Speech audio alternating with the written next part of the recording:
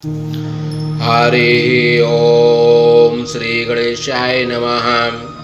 ओम नमः शिवाय।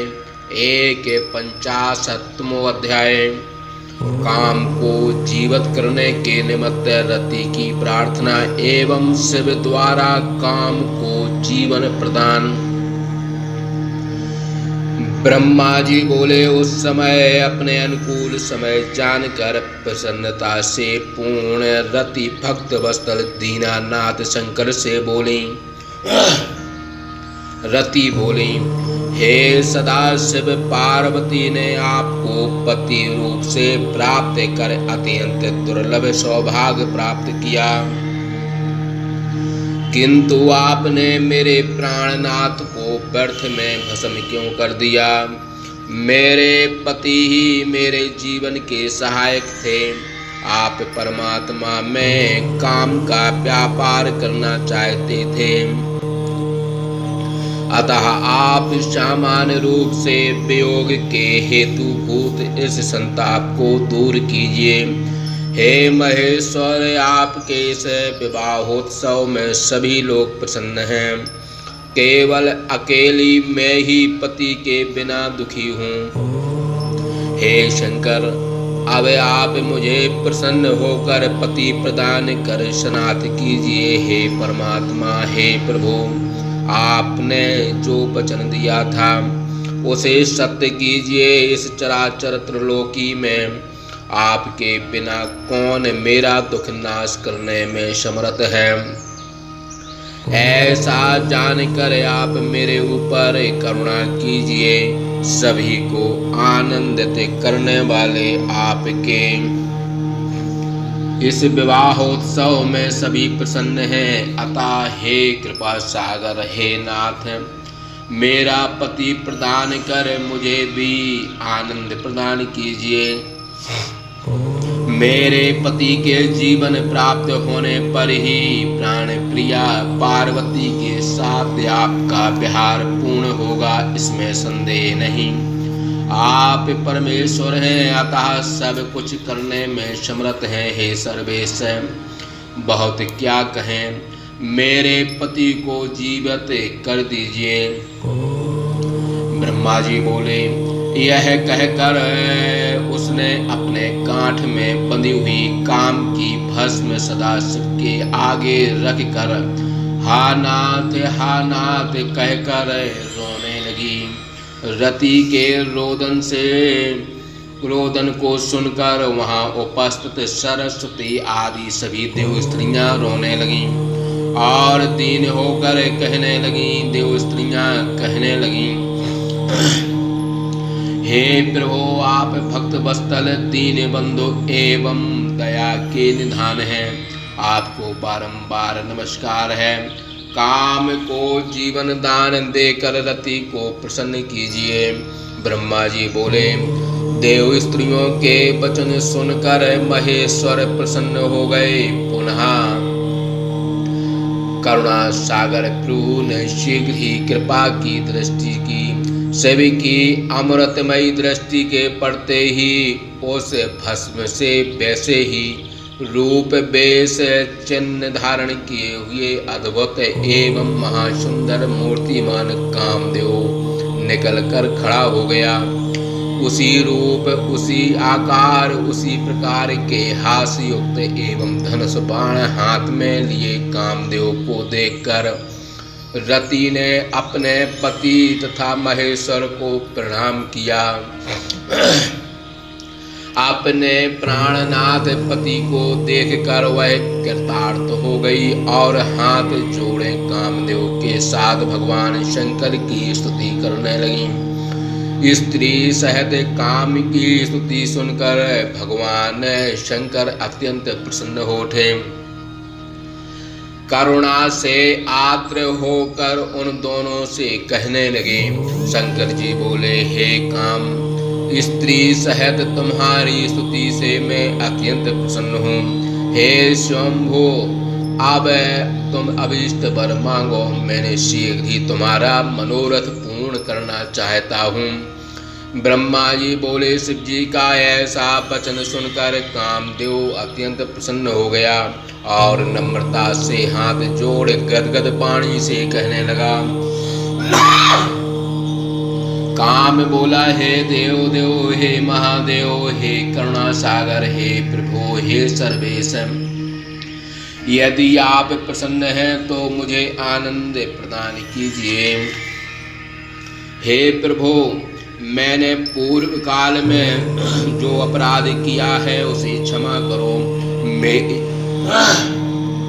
मेरी अपने स्वजनों में प्रीति तथा आपके चरणों में भक्ति हो, ऐसा वरदान दीजिए। ब्रह्मा जी बोले। कामदेव की बात सुनकर करुणा सागर परमेश्वर ने प्रसन्न हो हंसते हुए उससे कहा, ऐसा ही हो। ईश्वर ने कहा, हे काम, हे महामते, मैं तुम पर सर्वथा प्रसन्न हूँ। तुम भय का त्याग करो और बाहर जाकर विष्णु के समीप स्थित हो जाओ। ब्रह्मा जी बोले। शिव जी की बात सुनकर कामदेव ने सिर से उन्हें प्रणाम किया, फिर परिक्रमा कर सब स्तुति करते हुए बाहर जाकर विष्णु एवं अन्य देवताओं को प्रणाम कर उनकी सेवा करने लगा। देवताओं ने कामदेव से संभाषण कर उसे कल्याणकारी आशीष प्रदान किया। फिर प्रसन्न हुए विष्णु आदि देवगण शिव जी को हृदय में स्मरण करते हुए बोले। देवगण बोले, हे काम, तुम धन्य हो जो शिव के द्वारा दग्ध किए जाने पर भी तुम उनके अनुग्रह के पात्र बने और उनके सात्विक कृपा दृष्टि से तुमको जीवन दान मिला। इस जगत में कोई किसी को सुख दुख देने वाला नहीं है। जो पुरुष स्वयं अपने सुख तथा दुख का भोगता है, समय के आने पर पुरुष की अपने आप रक्षा, विवाह तथा जन्म होता है। उसका कौन निवारण कर सकता है? ब्रह्मा जी बोले। देवताओं ने ऐसा कहे प्रसन्नता से काम का सत्कार किया और विष्णु आदि देवगण अपना पूर्ण मनोरथ देह कर वहीं स्थित हो गए।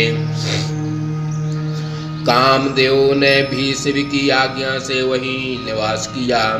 उस समय जय शब्द, नमः शब्द एवं साधु शब्द सर्वत्र व्याप्त हो गया। शिव जी ने भी अपने निवास गृह में पार्वती को बाईं ओर बैठा कर उन्हें मिष्टान भोजन कराया। इस प्रकार शिव ने समस्त लोकाचार का आचरण किया और मैना की आज्ञा से जनवासे चले गए। हे मुने, उस समय महामहोत्सव तथा वेद की ध्वनि होने लगी तथा वहाँ के लोगों ने चारों प्रकार के बाजे बजाए।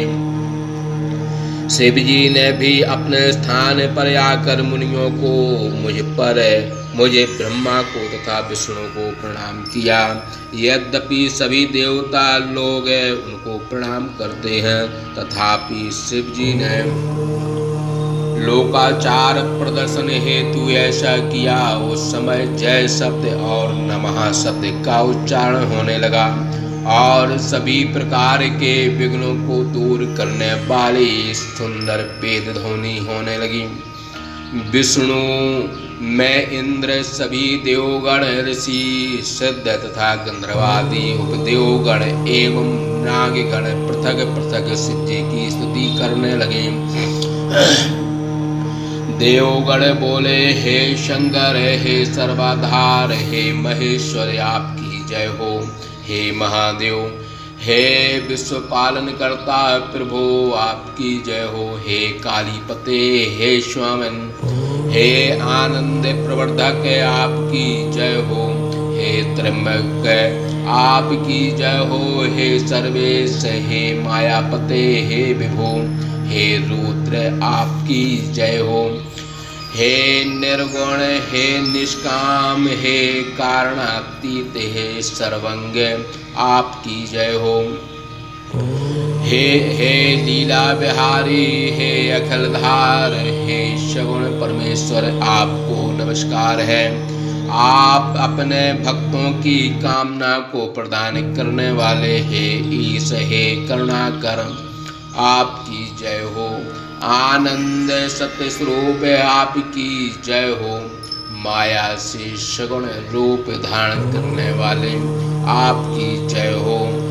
हे उग्र, हे मृड, हे सर्वात्मन, हे दीन बंधु, हे दयानिधे, आपकी जय हो।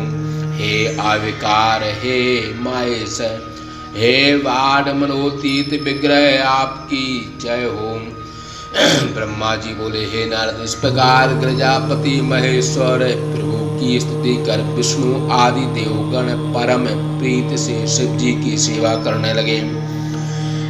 हे नारद जी, तब लीला से शरीर धारण करने वाले भगवान सदाशिव ने उन देवताओं का अधिकाधिक सम्मान किया और उन्हें वरदान भी दिया।